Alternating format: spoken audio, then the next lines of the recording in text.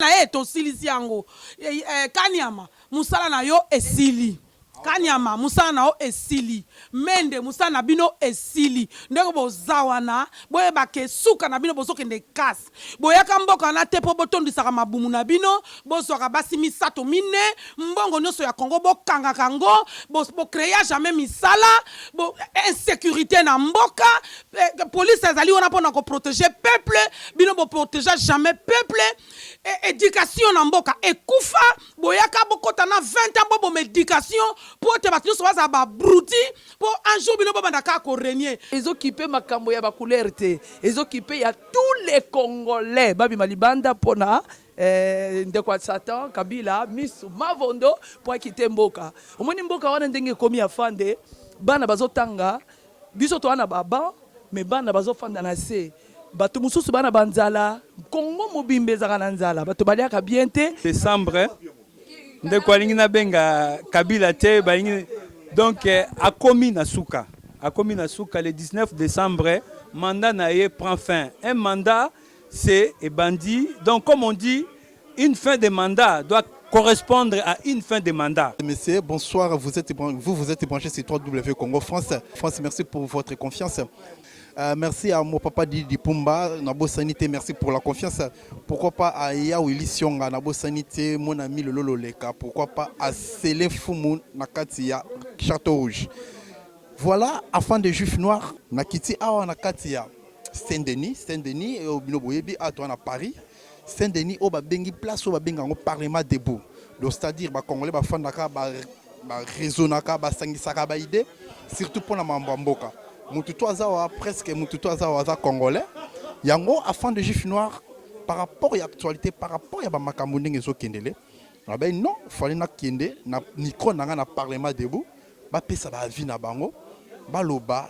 Qu'est-ce qui se passe au Congo? L'okoni ni veut le Cana Congo. Et puis l'okoni ne koleka le 19 décembre, bientôt 19 décembre 2016, où ils ont date au Congolais tout à Tchango na mutu, au balbi que non, au ekoya eya. Yango na ye awawa, ba papa ba maman ba ko exprimer na micro afin de Juifs Noirs quoi. Na mi comment poser bango ba question, est-ce que le 19 ango au Congolais ça nango posa et salama. Yango ne ko salama. Papa bonsoir papa. Bonsoir. T'as la caméra. Bonsoir. Ngai Koko Waya. Nazo ba likambo ya mboka. Po likambo ezali siko ezima kama mabele. Ezali kama motote, ezali kama ya peuple. Na sepeli mingi, ninga jeunesse baye na parlement ko tuna biso pour chaque jour biso auto saka débat ya mboka. Ya na zali prêt na répondre na ba question. Oyo journaliste akoloba na ngai bana mboka losako bozana makasi bona courage a biso to ko soutenir bino failo yaki awa toyoka kiende nga lobaki mais nous retirons ma question journaliste pour répondre en bien.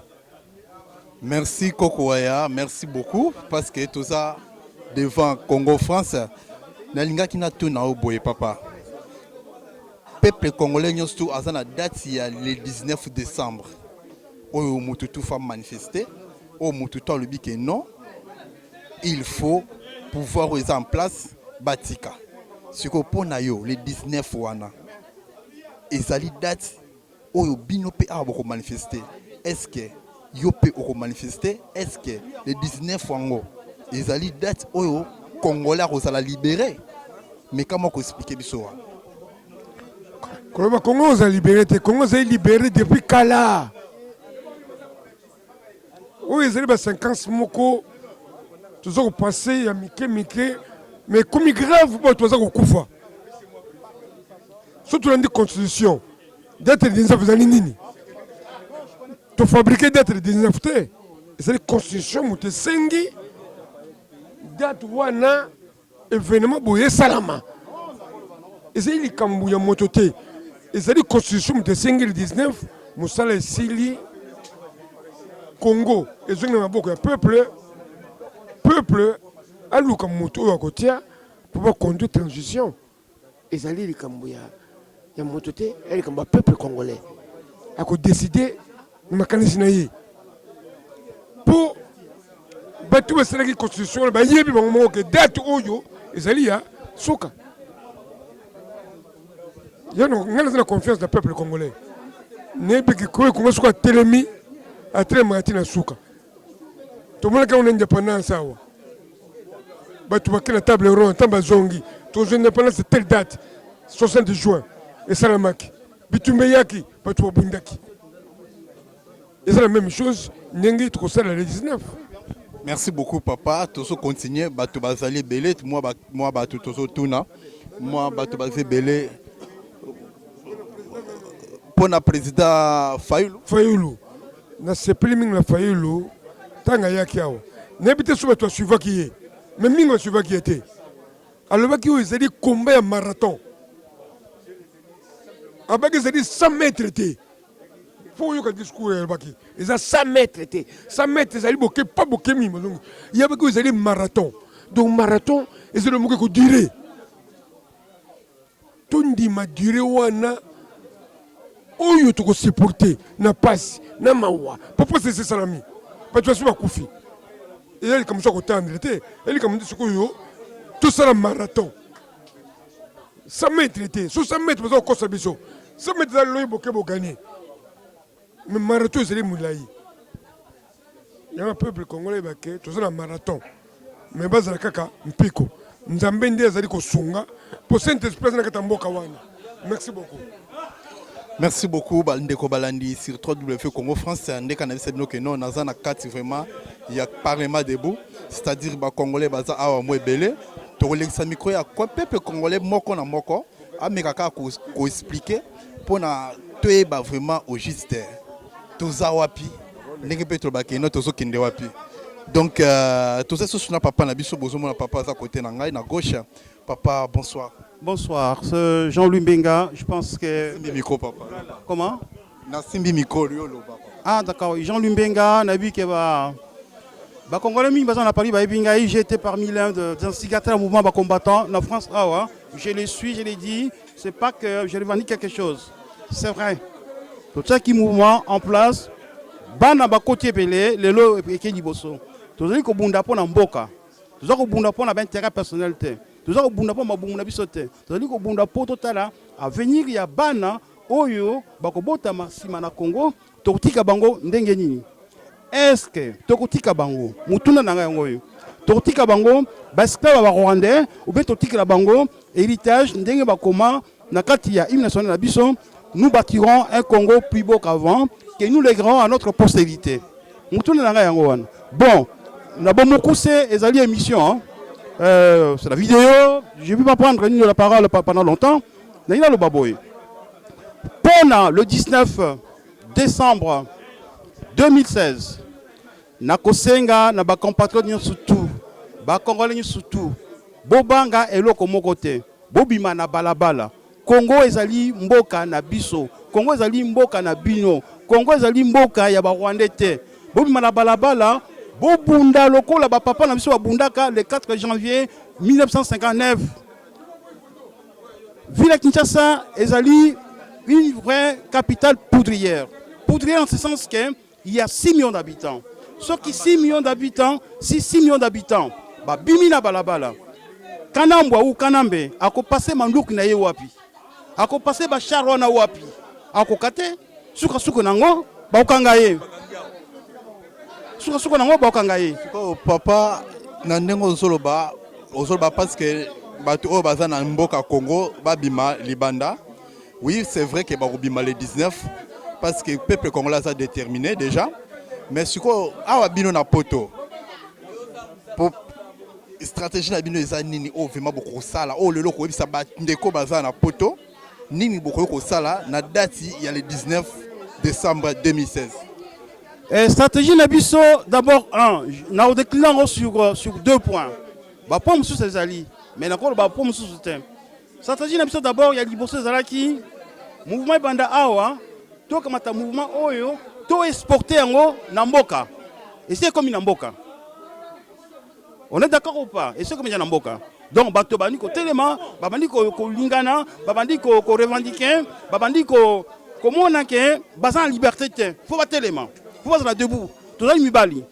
Deuxième chose, soki mouvement et bandit na kati ya Congo ezalaki mouvement moko ya un jour babeti masasi bato bakimi il faut bato bakita d'une façon ininterrompue.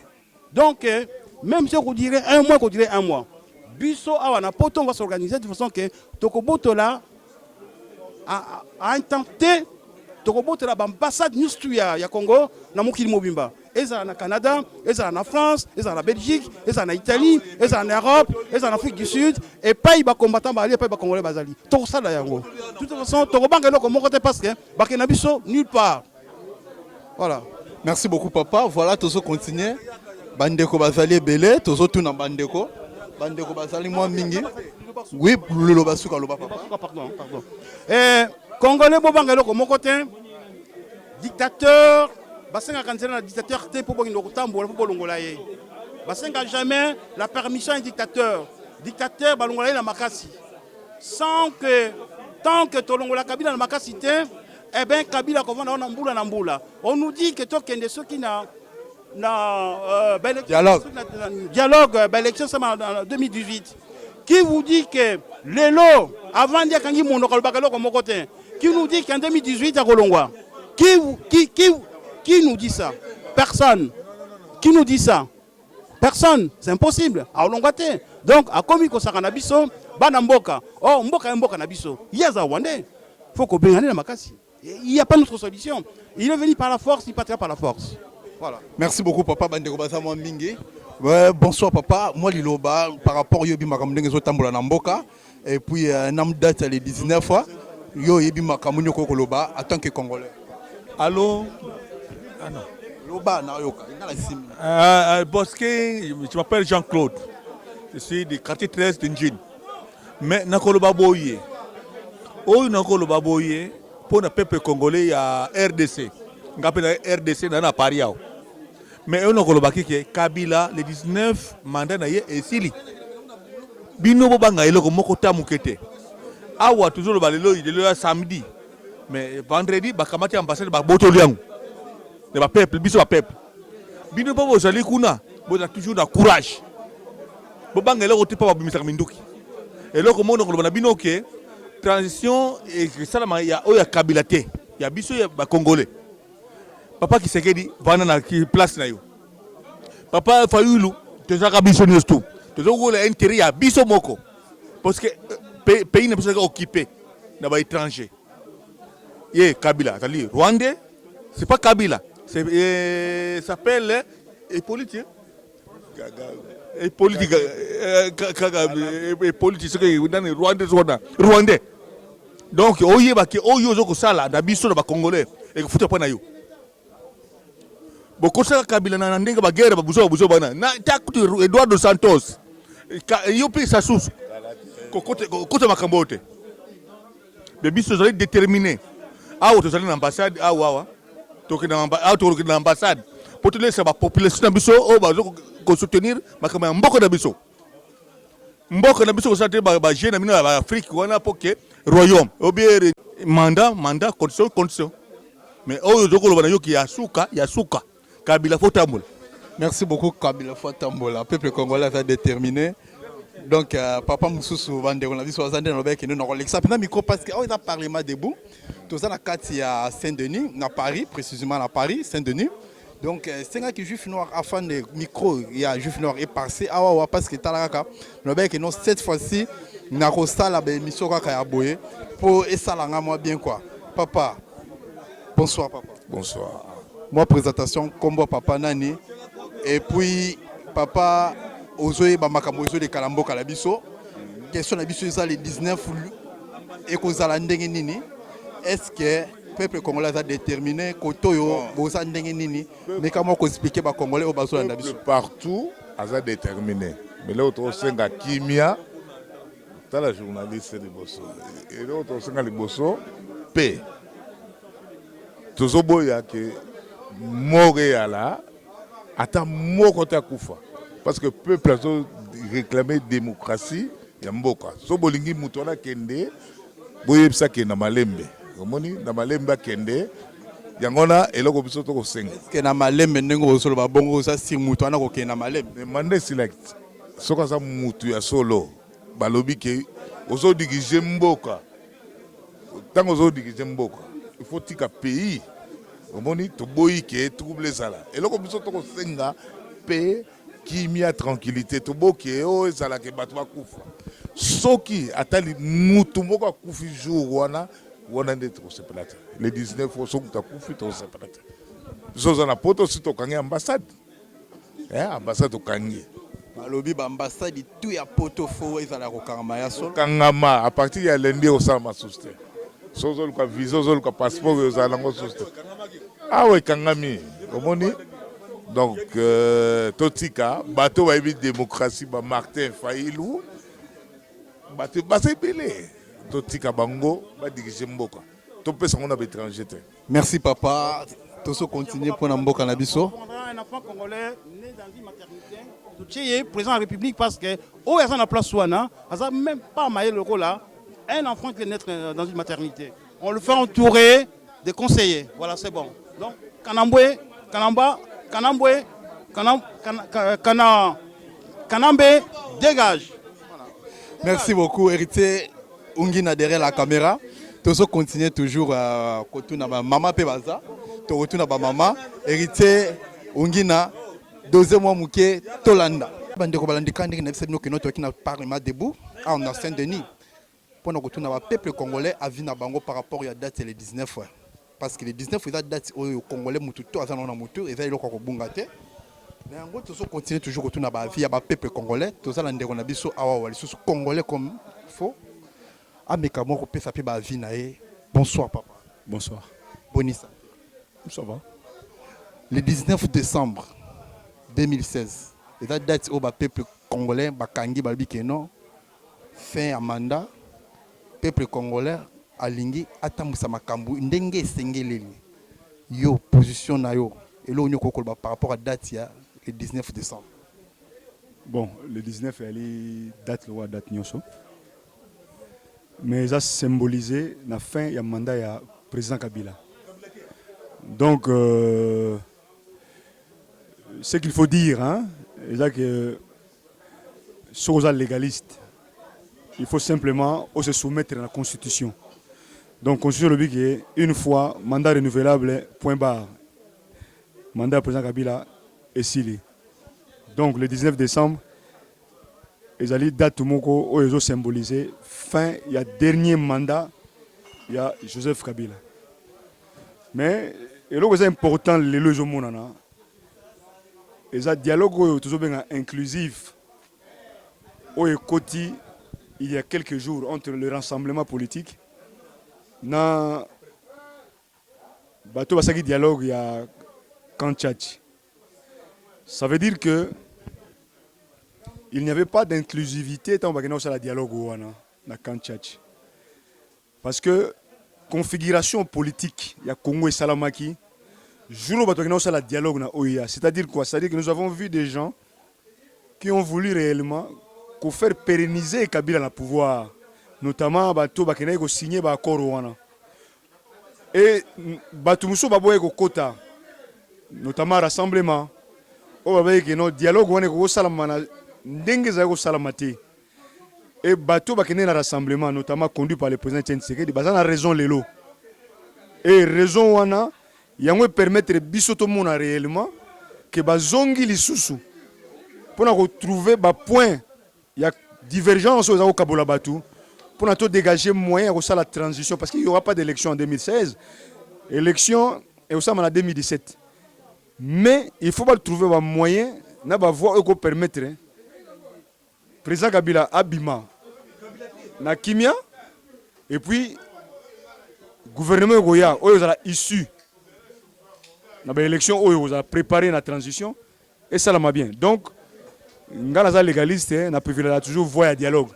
Parce que de toute façon, dans la politique, il n'y a qu'une force où il faut faire fonctionner l'institution de la force politique. Il y a une belligérance, il y a une guerre. Mais ce que vous avez pour la discussion, c'est là où la politique prime. Donc, nous avons sa chance dans le dialogue pour éviter Makile Tanga le 19 décembre. Merci papa, merci Nandungo Zoloba. Vous avez sa chance dans le dialogue. en tant que Congolais père, à des fois je me pose des questions. Constitution ezawana, o elobi na constitution mututo ayebi. Sikoyo pour se soumettre à la constitution makambo o elobi na sikoyo, il faut bosala kaka ba dialogue. Pourquoi pas? Pourquoi pas dialogue? Et là, la constitution ezawana elobi bo, mais pourquoi pas dialogue? Même yo pe na unio ozali pe komndima ke no dialogue esala makana yango. Pourquoi pas dialogue? Même ta constitution elobi bo, et ça makambo se soumettre à la constitution. Dialogue est vraiment bien loyal. Voilà, c'est-à-dire que même si on a le pouvoir, bah dialogue mais sauf que les Congolais ont un sens moko ya yemoko. Quand on dialogue, je vois les gens tergiverser pour un dialogue. Mais François Hollande même n'est pas en France. Il y a un syndicaliste. Pour nous discuter, makambo bato bakina misala. Baba ni toujours un dialogue social. C'est-à-dire dialogue est le mot pérenne. Tout le jour il y a vie politique, il y a mboka. Batuba solo laka. Ko solo le le mot très important. Maintenant que batuba depuis 1960 solo laka. Mais la politique ba solo laka tout le temps. Et c'est le côté que pour nous solo na 60 trop solo laté. Batuba bioté Kabila mutu mabe ba ko soanete mais bo soana nani il est au pouvoir Kabila. Donc ba ko solo na yi. Ozo ndanga yi ba ko soana yi. C'est-à-dire dialogue est le mot ya bien et ça vertu ya solo. Na ko peso exemple moko so ko tali guerre na Syrie lelo okuta ba bombarder mezo salama mena ngambo moko okuta ba russe na ba américain bazo kuta na Genève pour na ko discuter avenir ya Syrie. On comprend na peso exemple moko na ko peso exemple monsieur Yami Balé nengele kay na Burkina Faso après avoir chassé Blaise Compaoré na pouvoir. Qu'est-ce qui s'est passé? Il fallait définir l'avenir de Mboka. Élection et salamité. C'est vrai que ça par la volonté du régime au Congo. Basali nous surtout pour nous retarder, mais pensant que Simba et puis voilà. Mais sauf que Bazo rendre sûr dans les quelques jours qui vont arriver, l'institution surtout Mboka est caduque, c'est-à-dire est inexistante. Ignorer que et vous avez la conséquence même pour la bango on va pouvoir. Parce que si vous dirigez sans légitimité, vous avez sur pour mon côté. Si vous dirigez sans légalité, vous avez sur pour mon côté, vous avez ordre de ça va tout. Donc discours au bateau que nous pour passer à dialogue et ça m'a bêté. Et ça moyen moko. Le coup là tout ça élection parce que ça a occasionné. Qu'est-ce qu'il faut faire? Il y a des situations qui existent où ils allaient extra constitutionnelles. Parce que tu pousser, tu comme la limite de la constitution. Nous allons préserver la constitution, mais tu peux s'en là. Il y a trouvé moyen pour quelques mois pour que ça soit fait constitution na kati ya marche nango. Donc voilà il y a dialogue là voix moko. Mais ce que dialogue ndongo so loba que nous ama bête mais dialogue na kati ya Congo pourquoi ça la après dialogue partage à pouvoir. Après dialogue tout l'équipe wana après dialogue toujours partage à pouvoir même au teko leka to moni pas partage à pouvoir. Siko au POCHO bientôt sur le lobby aussi ça 3 jours tu veux ce pays ce partage à pouvoir. Congolais arrive à kaka nenga yozo rêver skize ngana epson. Omoni soko na parti socialiste siko. Okuta mutu abenge Vincent Payon to Benoît Hamon. Ou bien madame Lineman. Yepa bingana na oza candidat na primaire. Nenga to mona primaire par exemple à droite hein nazo so na France. To mona mutu abenge monsieur Poisson. Jean-François Copé, bah on te baille, bah Kosciusko Morizé, bah bito ozala, bah candidat. Il y a primaire. Mais est-ce que parce que nous avons un candidat primaire pourquoi? C'est parce que bah il va peser dans le débat. Vous comprenez? Et dans qu'est-ce qui se passe? On se souvient à poids à Batouana. Il faut voir le espace mon dans gouvernement. Et les Kakabonga na Congoté, parce que pouvoir de Salamaka partout à travers le monde. Merci. Donc ça il y a. Merci beaucoup. Voilà, maman Pebazali, merci beaucoup mon frère. Nous avons aussi partagé Nabiso pour le Congo. Voilà, nous avons parlé debout. Maman Pebazali, ingana linga pena pe mingi moi maman parce que bango pe ndenge bazawana bazana souci ya mboka. Donc maman Bazali baza mingi pe babilongisi déjà baebani deta kabuya zawana François Zawana. Donc bakoloba pe pona mboka. Bino mobobi ke bango souvent bazaka na soutien ya Martin Fayoulou, tellement na parlement débat, na parlement debout, pardon, excuse-moi. Donc, tu as tapé bango, Donc bazo développer comme solo ya mboka. Dieta Kabuya, Françoise. Bonsoir Dieta Kabuya. Bonjour afin de me Obosani. Dieta Kabuya vision. Vision Fayoulou. Ah, Obosana la vision. Dieta Kabuya, bonsoir. Bonsoir afin de Le 19, on a Elibino vraiment le Parlement debout parce que bientôt là, dans quelques jours, le 10, donc dans 9 jours, le 19. Journée le 19. Et qu'on s'en ndenge nini, surtout na poto. Et puis, message est nini pour na bandeko pe bazana Congo. Non mais aussi le micro. Micro. Micro aider afin de Gif Noir.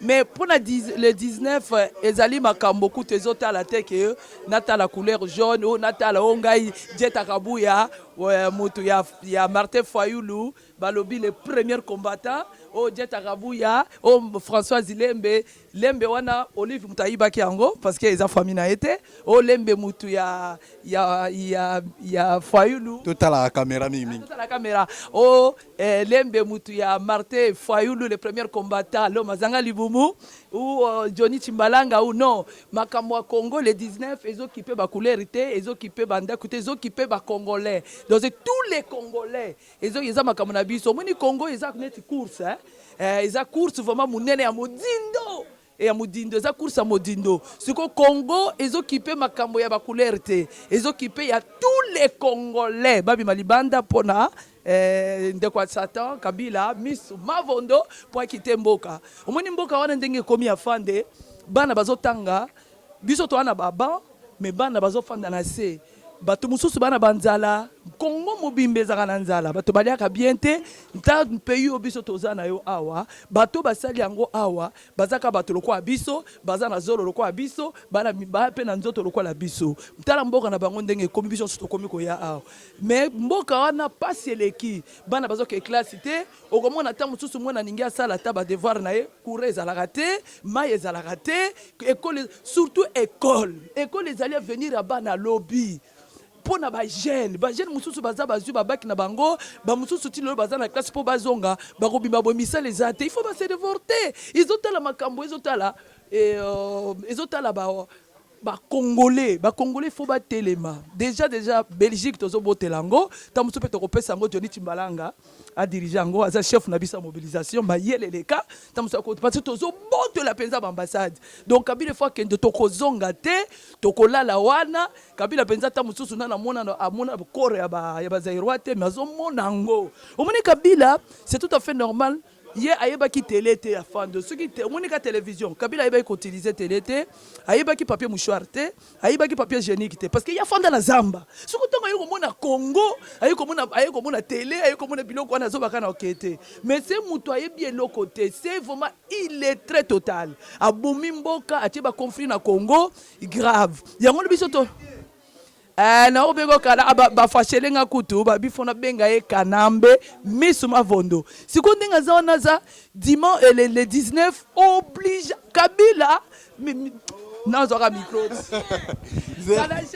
donc ba Kabila ndenge biso toto biso kanambe le 19 au Miss Mavondo olinga te tu dois partir parce que mboka leza ya yote Kabila eki ko buka ndako wa poa topesi yo déjà carte jaune rouge penzako ozokende soki ngai na trouvé tout mais Kiseke doit mulumba tokomona muto ndenge wana te na Congo ozomona soki oyibisinga Kiseke aza mabe en tout cas nga na omona peut-être yo muto aza mabe papa wana soki ete bazobenge 50 mukongo ankoba balobi patron et puis ami à Martin Fayoulou pe papa na ye. Merci beaucoup Dieta Kabuya tous la Françoise n'engage même oui minga la chaud mais na comprendre était le boni bonsoir papa. Bonsoir papa afande Gif Noir. Boni san. Kitoko. Le 19 décembre bientôt dans 9 jours. Ozolobani. Le 19 décembre nazo rappeler na batunios o ba botama na kati ya RDC. Ezala mwana muke mama mokolo mobali koko moto nyonso nazo rappeler nazo betela bino sete bobanga te o bakobimisa bambwa po baluba bayali bakolia bambwa wana bobanga na bino te. Oh bayaki na minduki boyebake minduki pe na kata mboka yali. Donc likambo ndenge eza wana po bolakisa ke boza makila ya Congo, boza vraiment ba congolais. Il faut bomima parce que mingi bazoloba abotika na bino kaka ekoleka ka ndenge wana neti ba mende balobaki ba président police comme nani mutu wana Kanyama alobaki ke et ozala jour neti jour nyonso akosi azolota yendenga zanako masolone pe esili pondenga zanako l'air le 19 Kabila azolongwa yepa ke kas soko kebita ko ya sima na biso musala na eto silisi yango Kanyama musala na yo esili Kanyama musala na o esili mende musala na bino esili ndeko bozawana boyeba ke suka na bino bozokende kasi boyaka mboka na te po botondisaka mabumu na bino bozwaka basi misato mine mbongo nyonso ya Congo bokanga kango bo créer jamais misala bo insécurité na mboka police ezali wana pona ko protéger peuple bino bo protéger jamais peuple éducation na mboka ekufa boyaka bokota na 20 ans bo médication pour te battre sur ça ba brouti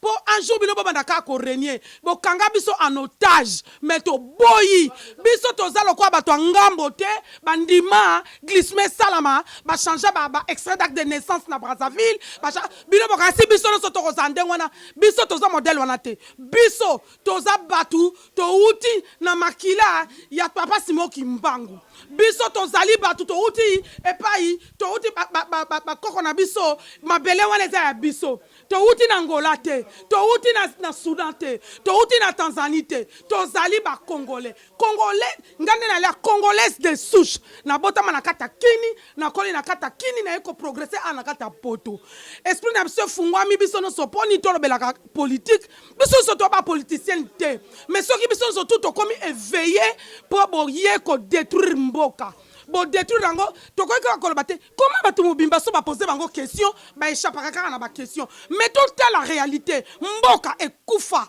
kin la belle comme kin la poubelle salité leki mabe leki bato bakino ko signer ba corps na bango kuna na mongaliema mwasi wana telemakiola ta sona zala ka pembe na mwasi wana ngala boma mwasi wana mama mobimba ozomona mboka no ezokufa ozokende ko signer po bake oui on a eu l'accord mais ba ça normalité mboka ezokufa yo mama ke ko signer koti na kata ba ya ba umela krasi nyonso tu omoni bando na nyonso ba umela krasi ki umela krasi esili boyebe la krasi libela ki umela krasi c'est fini le 19 bambassade nyonso ezali atozo kanga yango toko kanga kisasa bolinga pona ba mama o balingi ko bimate bazana bandako ba mama na poto na olobi na bango nini ba mama o balinko bimate na so regretter mingi na lobi ba mama o bazo bimate na balabala o bazo bimate pona mboka mais il faut bo bima pona mboka na bino ba mama mboka ezo marcher pona Congo mais bolingi bo bima libanda te pourquoi il faut bo bima poto récupérer mboka na biso mboka na ba pesa biso ngo na Nzambe bo récupérer mboka nazo senga tous les batou vision Fayulu eza na place balobi vision Fayulu eza na place yango mutelongo la Kabila elongola ye toza biso nyonso tu nalobi bo bengi ngai trop o Kisekedi Mulumba koti pourquoi koti dialogue c'est tout à fait normal balobi avant guerre basololaka après guerre pe basololaka Mulumba bazo benga ye Kisekedi Mulumba B52 ceux qui le lazala kite bisanga nanu est-ce que Kabila lingaka keni Kabila linga kende c'est à cause de Kisekedi Mulumba et Martin Fayulu balobi premier combattant na Congo l'homme azanga libumu oyazo ko réfléchir pour la mboka obolingo ki boboma parce que boyeba ki changement et c'est pas Kisekedi Mulumba après c'est Martin Fayulu et vision Fayulu en place toza la besoin na bino nyonso tout bo passer ba mama bobima toza la besoin ko la kisa Kabila na moni na mabe ki bo ba gengelinga ba diferent na mona nzoto ya ba momi ya Zaire te toti kalabiso nyonso tout grand mutakala pour Kabila misuma vondo il faut kende parce que yo mesana ko fanda na Zambo baby simboka misuma vondo tozo benga tous les bateaux vision Fayulu les en place tous les bateaux tozo la besoin na bino boko ta vision Fayulu pour na ko soutenir mboka et kende na place parce que Martin Fayulu na Kisekedi Mulumba bazana besoin ban placer état de droit na mboka na biso soki état de droit ekoti na mboka na biso enfant de juif noir soki aza angolais akoya kose présenter sous te ezali neti azokanga baporte mpo mutu moko te aya koprésente toza na besoin ya congolais 100% que jésus christ il a donné toza na besoin na ye bafrontière nyonso tu akokanga mpo na bato nyonso tu bayeya te koyiba mboka comme kabila misu mavondo kamere okei wapi oza kaka nakoti awa nazongi awa yo ponaki dialogue ozongi sukuna pourquoi moyibi kamere un rwandais akozwa mboka na biso te barwandais bakozwa te et je sali Johnny Chimbalanga et je sali Maz et bakordo nyonso tu ya vision Fayulu on a besoin de vision Fayulu ezala besoin batu toye awa kosangana batu nyonso tu bakota la vision Fayulu ingeta ngai naza susu koloba naza kobenga bamama naza kosenga na bamama nyonso ya RDC botika kobanga toboti bana lelo biso bagénération na biso ezala sacrifié kobanda période ya Mobutu tokoti na Kabila le père ti le Kabila le fils botala ndenge bana bokobota bana batangi ba classe misala ezali te misala ezali te botala nanu bokanisa pasi ya kobota bino bamama boboti bana bakoma kotelengana bana mingi baa na bagage baza na badiplôme misala kosala eza te oyo bawumela krasi bakota bakanga masolo bakomi bakoko balingi kolongwa na misala te mpo bakoka kosede place na jeunesse eza futur ya mboka balingi te bakangami kaka na place yango nazosenga bino bamama mutu bobota bana omoni na kati ya mokili soki mama atelemi abimi libanda so bamama babimi ebele sodango ataki na munduki akobeta munduki te pote bamama batelemi bamama bolongola bopupola maputa bolongola bolakisa Kabila ke tango na ye ekoki soki mama telemi changement ekotaka na kati ya mokili bokanisa pasi ya kobota yango tozo interpeller ba mama nyonso partout bozali na kati ya RDC na monde entier partout to telema liboso ba ambassade to longola ba photo Kabila to changer nyonso. Merci maman Françoise, merci à vous tous. Eza kanda ba mama yo bikaka héritier derrière la caméra. Bonjour, merci Dieu Takabouya. Merci, oui. Merci de rejoindre le sous. Merci. Merci. Papa. Bonsoir. Bonsoir enfant. Olia 10 fois par jour yo Kabila misuma vondo. Olinga kolia. Martha Kolakisayo. Le premier combattant qui mange 2 fois par jour. Merci Dieu Takabouya. Waneza Dieu Takabouya Kanda, la combattante Mnotu Boebie. Ezaka Kanda Mboka. Eza plaisir te quoi. Eza te ke o azo salango po ami sur une inter. Ezaka Kanda Mboka. Tant que femme, ba femme aussi bazata ata 20, ata 30, ata 60 na Mboka et salanga bien boni papa. Malamu afande, merci mingi. Merci. Na ce pays toye pas ba congolais biso to sa musala na ba congolais on est les hommes du terrain na équipe na nga mobilisation ya vision Fayulu toye na terrain et pas ya ba congolais toyo ka vie na bango j'espère que aujourd'hui ya vie ya ba congolais bien sûr le moi ba question sengai pona tuna pona yo oui moi ba question sengai pona poser pona yo to moni Martin Fayulu na dialogue au salama dans 3 jours biso l'autre à samedi j'espère que dialogue on ça malobi Martin Fayulu que ça ni sous na kati malobi sous à trahir mais juste baboya ki comment dialogue on sous Martin qui sous kuna expliquer biso vraiment bit ne kuna ezani te Martin Fayulu est un homme d'état. Un homme d'état aza muto amonara d'abord l'intérêt général. Un homme d'état monara intérêt na été so tali Martin Fayulu azali politicien oyo na parcours na ye makambu nyoso ya salaka amonara liboso intérêt général. Sango moni sens ya rassemblement ezali eloko moko eza noble mais na biso ba congolais bazo comprendre ngo batu batiki ba ambition na bango personnel ba bito sangana pona mboka.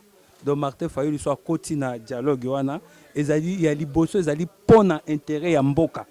D'abord pona intérêt ya mboka ya mibale ezali parce que ezali homme politique oyo apportaka ba aspiration ya peuple. Omoni politique ezali le peuple aza kosenga yo homme politique faut memango na liboso tchango na mesa. Donc Martin Fayulu a continué le dialogue wana pour porter les aspirations du peuple congolais. Malgré le dialogue wana, date le 19 décembre. Peuple congolais afin d'anaï pour le moment de zoom de bazo se déchaîner en black parce que bah tu m'as dit que date c'est le 19 décembre et un jour où il a fait un mandat M. Kabila.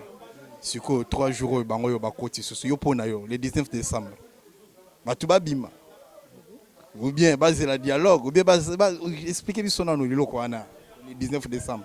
Le 19 décembre le 19 décembre ezali le 19 décembre ezali date moko oyo peuple congolais oyo azali souverain, hein? Peuple congolais yenda azali souverain, yenda déclenché qui processus wana ya départ ya Kabila.